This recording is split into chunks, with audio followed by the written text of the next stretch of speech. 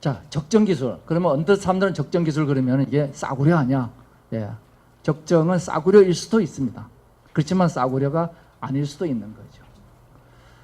이 천진에 기반한 여러 기술들이 서비스 디자인에 의해서 디자인됐다.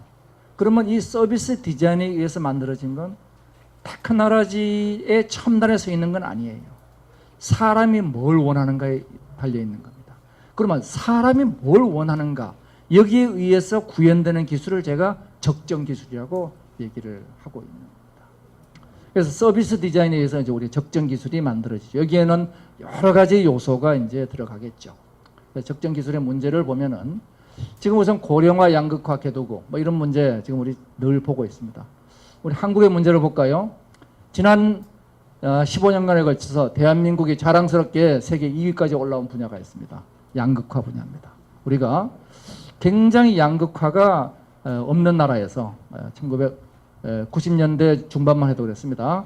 상위 10% 소득이 29%밖에 안 되는데 이제는 영국을 추월해서 미국 다음으로 양극화가 진행이 됐습니다. 그 주 원인을 보면은 우리가 80년대만 하더라도 100인 이상의 기업과 100인 이하의 기업의 급여 차이가 없었습니다. 지금은 얼마냐? 60%에 해당됩니다. 그것이 1차 밴더가 60%입니다. 2차 밴더, 3차 밴더, 3차 밴더는 40% 수준까지 내려갑니다. 이 기업 간 격차, 이 문제가 우리가 지속 가능한 거냐. 그래서 기업이 보면 부가 집중되고 양극화. 그래서 대기업은 날이 갈수록 배가 불러지고 중소기업은 날이 갈수록 중간에서 소처럼 일하는 기업이 돼가고 있죠. 그래서 중소기업의 정의는 중간에서 소처럼 일하는 기업이다. 중소기업 사장들이 좋아하는 옷은 갭입니다. 옷이라도 값을 입어보자. 자, 우리 기업 내에서는 노조하고 이 갈등 문제가 있죠. 개인은 뭐냐면 기업 이익과 상충되고 있죠. 이 갈등 비용이 과다합니다. 대한민국의 국가 갈등 비용은 얼마냐? GDP의 30%라고 보고 있죠. 이 문제를 해결하지 못하고는 인류 국가가 못 됩니다. 그러니까 우리는 뭐가 필요하냐? 기술이 선순환되는 기술이 필요한 겁니다. 가치를 만드는 우리가 기술로서 이 사회적 임팩트가 순환돼줘야 됩니다.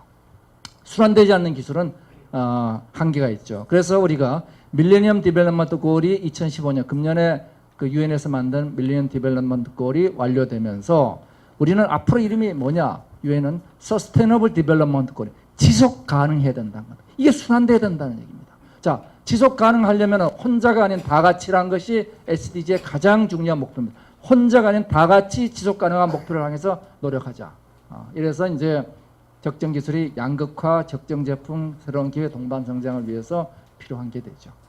그럼 적정 기술은 어떤 개념이냐? 우선 뭐 적정 기술 1.0이라고 붙여놓은 거예요. 1.0은 제가 붙인 이름입니다. 지금까지 있었던 적정 기술의 개념은 영국의 슈마우로부터 시작해서 우리가 스몰 이즈 뷰티풀이죠. 희소한 자원을 낭비하지 않는 적은 비용으로 가능한 현지에서 나는 재료를 현지의 노동력을 가지고 적당해야 되고 특정 분야 지식이 없어다 등등등등입니다. 제가 이거를 다시 정의해 봤습니다.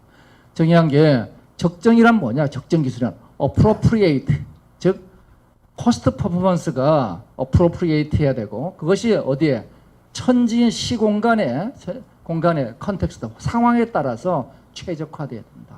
그래서 appropriate to the context 이렇게 정의를 했습니다. 뭐 풀어보면 이렇게 되겠죠. 상황에 최적화된 기술이다. 그래서 여기서 appropriate란 뭐냐? 퍼포먼스 퍼 코스트란 얘기예요. 싼 게 아닙니다. 코스트 퍼포먼스가 가성비가 좋다는 얘기입니다. 이 코스트도 어떤 코스트냐? 초기 투입 비용, 엑스레이가 필름용 엑스레이가 더 싸지만은 디지털 엑스레이가 유지 비용이 적게 듭니다. 그래서 이 라이프 사이클 코스트를 보자는 거죠. 거기에는 교육 훈련 비용도 굉장히 중요한 비용을 차지하게 됩니다. 그래서 퍼포먼스 퍼 코스트를 최적화시키자. 그러면은 코스트 퍼포먼스의 최적화를 해보면 결국 이것이 뭐냐면 서비스 디자인에 기반을 둬야 된다는 거죠. 컨텍스트, 그리고 상황이 개발도상국, 산악지대, 뭐 그 다음에 이런 여러 가지 상황에 따라서 최적화돼야 된다. 이런 최적화된 상황을 놓고 우리가 전 세계와 일을 하면서 예를 들어서 우리가 해외 지원을 할 때도 한국형 모델을 그대로 갖고 가서라 안 된다는 거죠. 영국식, 미국식 이게 다 다릅니다.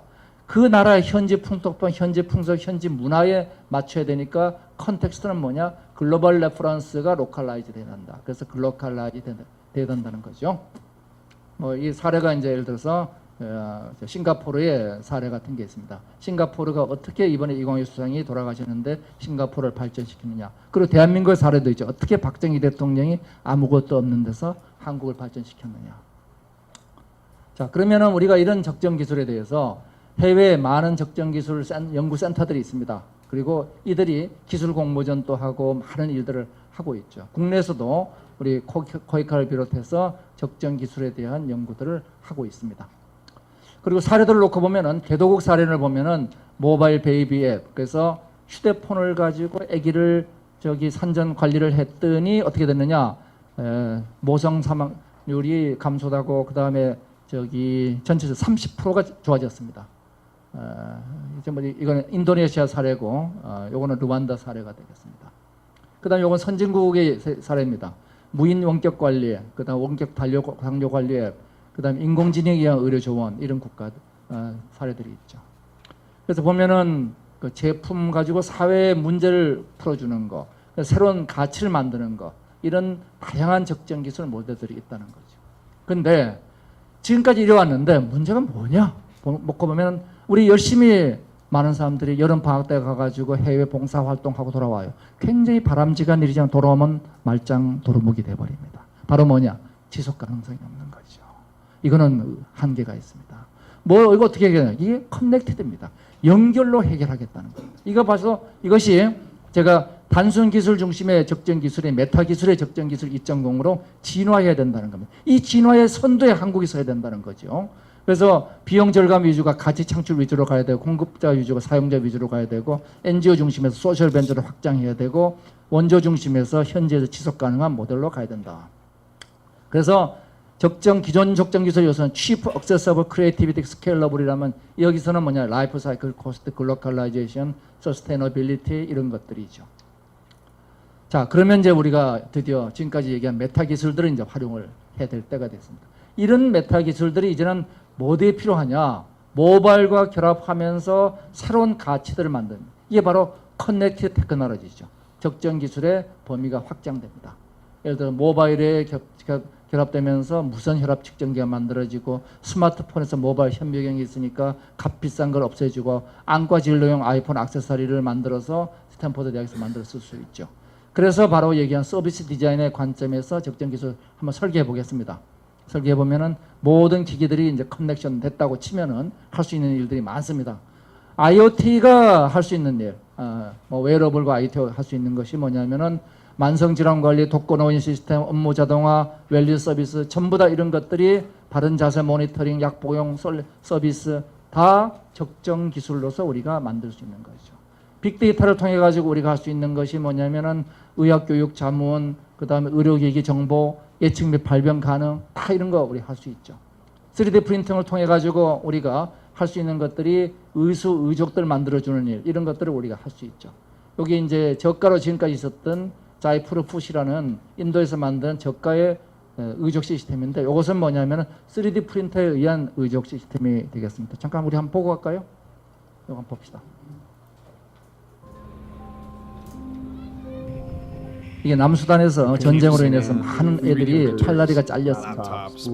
그래서 여기 Not Impossible 회사에 미기란 양반이 남수단에 왔어요.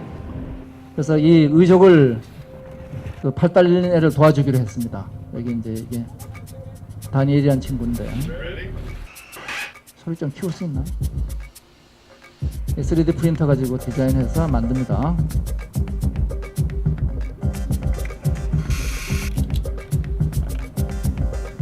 그래서 만들어줬어요.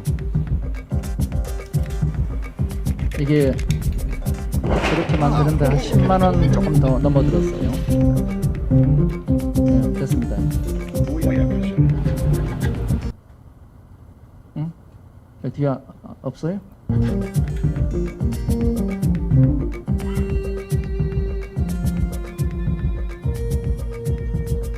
제가 이제 공도 잡았죠.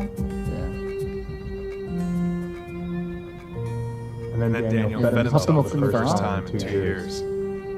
이까지가 뭐냐, 헬프 1입니다. 이 한 명한테 3D 프린터 가지고 의수를 만들어줬죠. But it's never about just one person.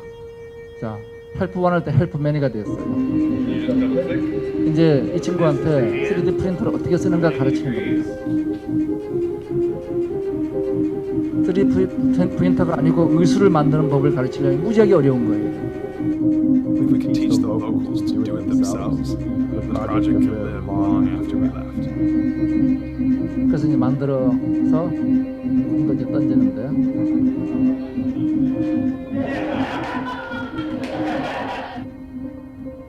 자, 전쟁은 더 에스컬레이션 됐지만은 And it did. 미국이 떠났어요. 근데 미국이 떠난 다음에도 누가 만드느냐? 아까 의수를 만들어준 다니엘이라는 친구가 그 3D 프린터를 가지고 다른 사람들을 만들어주고 있는 겁니다. 그래서 이게 헬프1, 헬프맨입니다. 그 유튜브에서 풀 버전인 다니엘 프로젝트라고 치면은 나옵니다. 자, 이런 것들이 뭐냐면은 3D 프린팅이 뭘 만들어줬느냐? 바로 지속 가능한 적정 기술을 만들어준 건데 우리 전문 인력이 가서 거기 붙어있지 않은 한은 이건 계속해서 할 수 없는 일이에요. 그렇지만 이렇게 하면 이건 지속 가능성이 있는 것이죠. 바로 이와 같이 우리가 적정 기술 화장 분야가 구글 글래스를 가지고 할 수 있는 우리가 많은 수술 집도 출산 과정 시뮬레이션 이런 거 할 수 있고 우리가 컨텍스트 어웨어니스 가지고 뭐 할 수 있는 많은 일들이 있습니다. 바로 메타 기술을 이용해서 이거는 뭐 저희가 만들었던 것인데 환자가 없이도 진단할 수 있는 시스템들입니다. 많은 유형 사례들이 있겠죠. 자, 적정 기술 비즈니스 전략을 다시 정리해 보면 이건 역시 서비스 디자인을 통해서 만들어진 결과를 메타 기술의 조합으로 만들어낸다. 이것이 적정 기술입니다. 그래서 우리가 프레임워크는 한국에서 만들겠죠. 이 프레임워크를 가지고 현지에 로컬라이즈하고 그거를 다시 여러 버전을 가지고 트라이 앤 에러를 하면은 프로토타입이 옵티마이즈 되겠죠. 그 다음에 최적화를 통해서 확산하면 되겠습니다. 그래서 이것이 이제 뭐하고 붙어줘야 되느냐? 소셜 벤처, 소셜 크라우드 펀딩 이런 소셜한 문제하고 합쳐져야 됩니다. 이래야지 양극화된 문제, 지속 가능한 사회를 만들 수 있을 것이다. 이것이 저희들이 생각하는 새로운 적정 기술의 분야가 되겠습니다.